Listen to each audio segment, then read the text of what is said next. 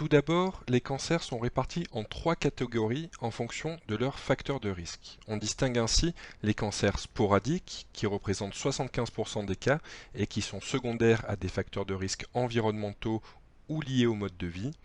Une deuxième catégorie est représentée par les cancers secondaires à une susceptibilité héréditaire polygénique, dans lesquels des mutations dans différents gènes à faible risque de cancer associés à des facteurs de risque environnementaux favorisent l'apparition d'un cancer.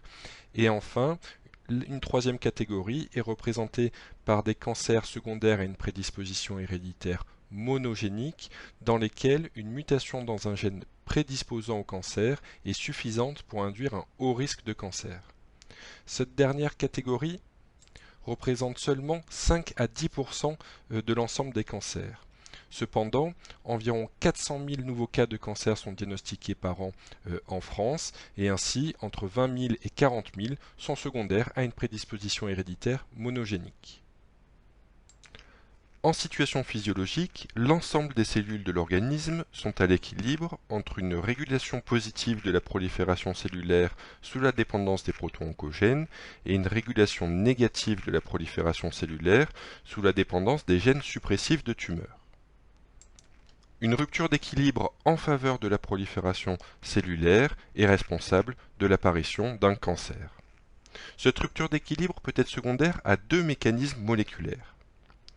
Le premier mécanisme moléculaire est l'apparition d'une mutation gain de fonction au niveau d'un proto-oncogène qui induit sa transformation en oncogène avec une augmentation qualitative de sa fonction ou quantitative de sa production. Dans ce mécanisme, l'activation d'un seul allèle ou d'une seule copie du gène est suffisante pour induire cette transformation. Le deuxième mécanisme moléculaire impliqué est l'apparition de mutations perte de fonction au niveau d'un gène suppressif de tumeur. Cette mutation perte de fonction induit une levée d'inhibition de la prolifération cellulaire.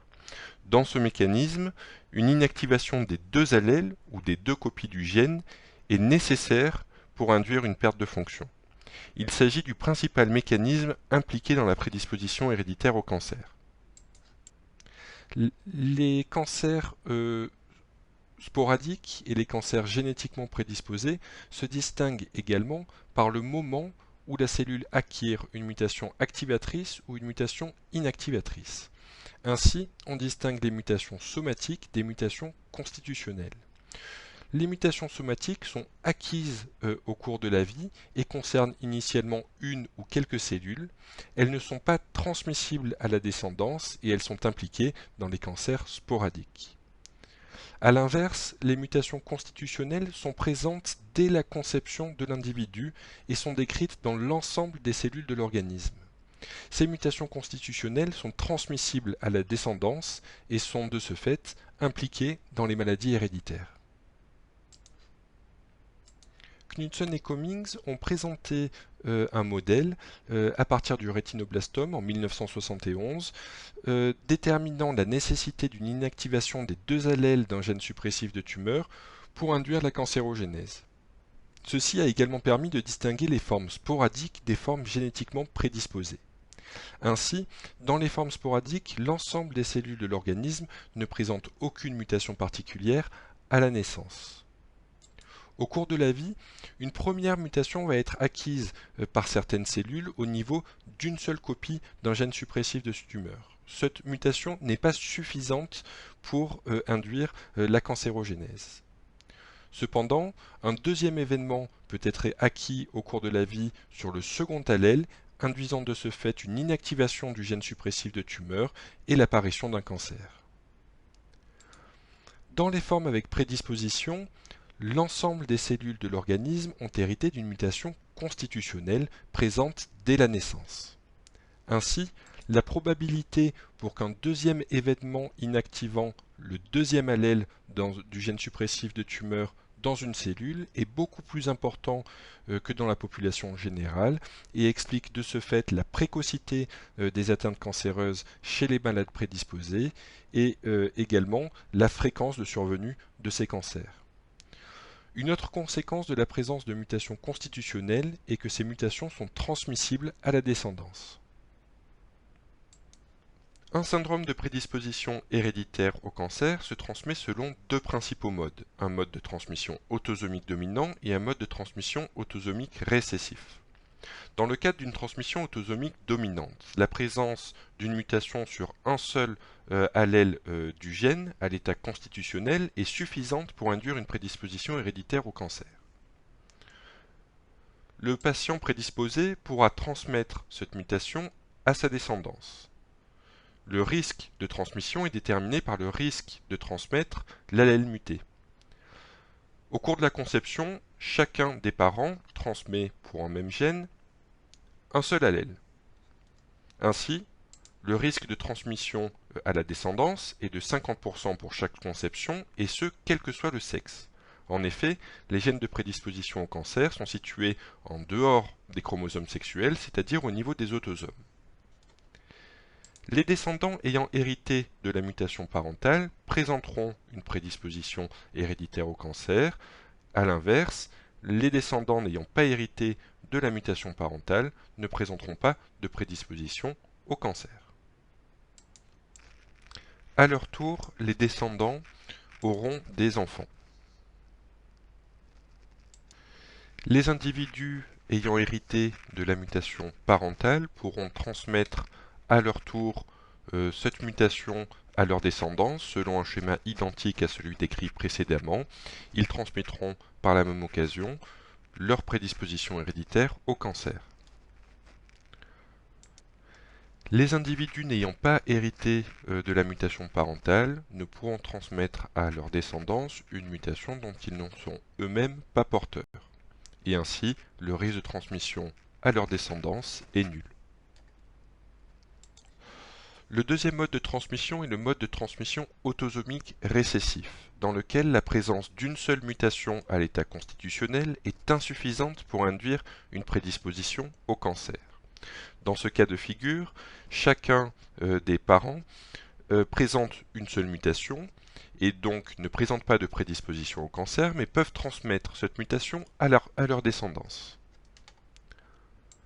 Le risque de transmettre une seule mutation à la descendance est de 50%, et ce pour chaque conception et quel que soit le sexe.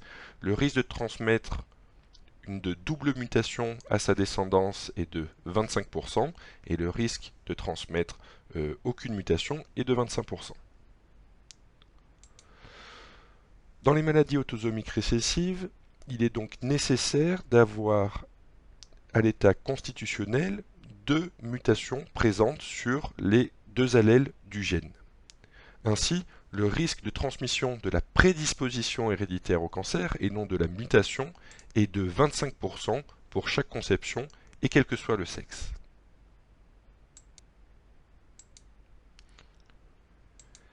Les descendants auront à leur tour des enfants. Trois cas de figure peuvent être décrits.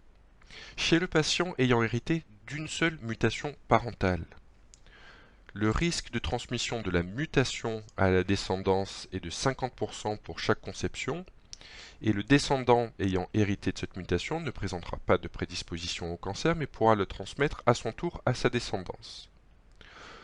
Le risque de transmission de la prédisposition au cancer dépend bien entendu du statut mutationnel du conjoint, comme décrit précédemment.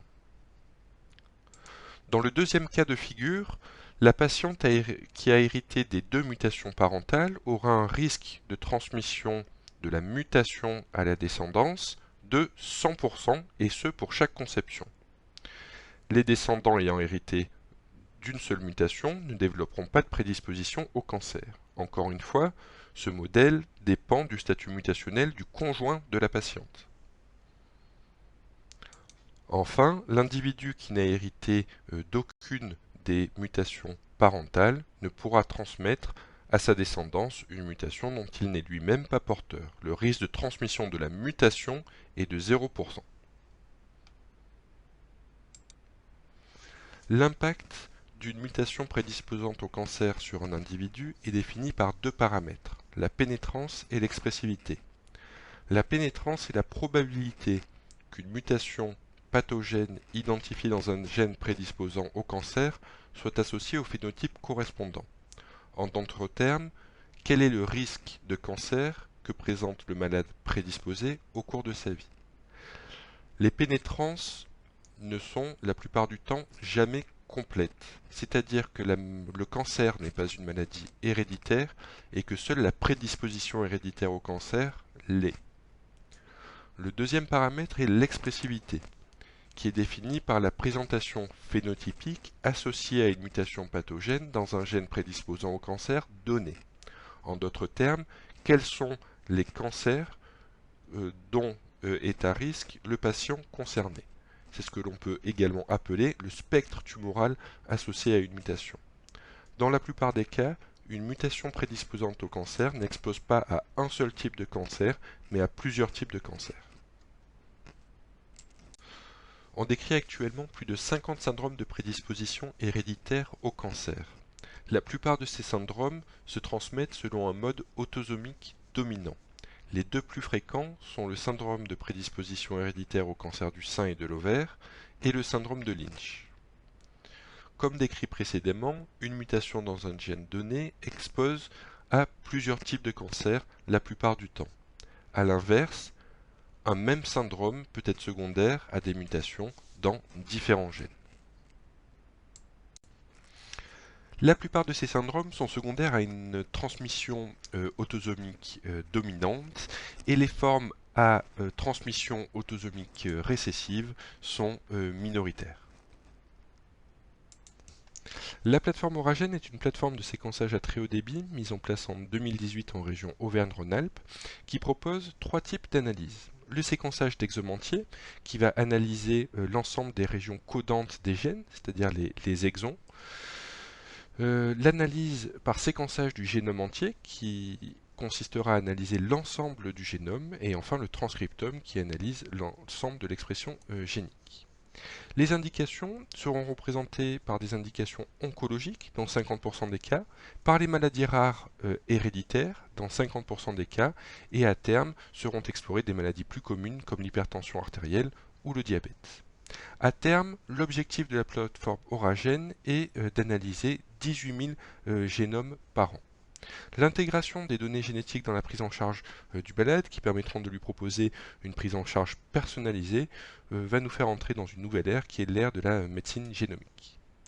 Les préindications retenues à l'heure actuelle en oncologie sont de trois types. Tout d'abord, les cancers pédiatriques en situation de maladie réfractaire ou de rechute avec échec du traitement curatif. Cette indication concerne les cancers de l'enfant et de l'adolescent et a pour objectif d'identifier chez ces patients un marqueur génétique actionnable permettant d'orienter ces patients vers l'essai clinique le plus approprié. Les deux autres indications s'adressent à des patients pour lesquels une prédisposition héréditaire au cancer est suspectée soit en raison de cancers précoces et ou multiples chez un même individu, caractérisant les cas extrêmes sporadiques, soit en raison d'antécédents familiaux sévères de cancer, définissant les cas extrêmes familiaux. Dans ces deux derniers cas, les patients devront avoir bénéficié au préalable d'une analyse par panel de gènes constitutionnels incluant donc les gènes de prédisposition héréditaire au cancer suspectés sans anomalie. Les préindications en oncologie ou les indications en oncologie ne sont pas définitivement déterminées, bien entendu, et vont tendre à évoluer au cours du temps. À l'heure actuelle, deux principales indications sont en cours de discussion, à savoir les cancers solides de l'adulte précoce, c'est-à-dire avant 40 ans et réfractaire au traitement, et d'autre part, les leucémies aiguës de l'adulte en rechute et éligibles à un traitement curatif.